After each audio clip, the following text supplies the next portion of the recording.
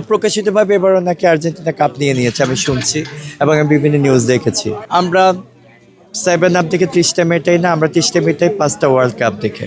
Final ম্যাচে prediction আমার কাছে মনে হয় আর্জেন্টিনা 3টা খেতে পারে, 3টা খেতে পারে, 3টা না হলেও 12টা খেতে পারে। যদি সেদিন ফেয়ার জাজমেন্ট হয় তাহলে আর্জেন্টিনা এতগুলো খেতে পারে, আর সেদিন যদি টাকার কাছে হেরে যায় তাহলে স্পেন জয় হয়ে যাবে, জয়যুক্ত হবে। আর স্পেন যদি টাকার কাছে হেরে যায় তো স্পেন তো হেরেই গেল। মোজো বিরাট কারবার জিতে নাও ফ্যামিলি কার, স্পোর্টস বাইক ছাড়াও লক্ষ লক্ষ নিশ্চিত গিফট। আর অপ্রকাশিতভাবে এবারও নাকি আর্জেন্টিনা কাপ নিয়ে নিয়েছে আমি শুনছি এবং আমি বিভিন্ন নিউজ দেখেছি। আমি ইউটিউবে দেখেছি এবং বিভিন্ন ব্লগ দেখেছি, সেখান থেকে যারা করেছে তারা তো বিভিন্ন প্রমাণ দিয়ে তো এগুলো দিয়েছে।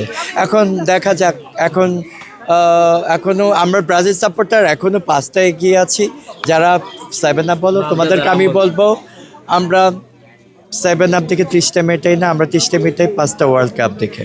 ফাইনালে দরকার তো মাঠে তো খেলতেই হবে, ঠিক আছে, মাঠে তো খেলতেই হবে। সো মাঠে খেলে এই আর কি।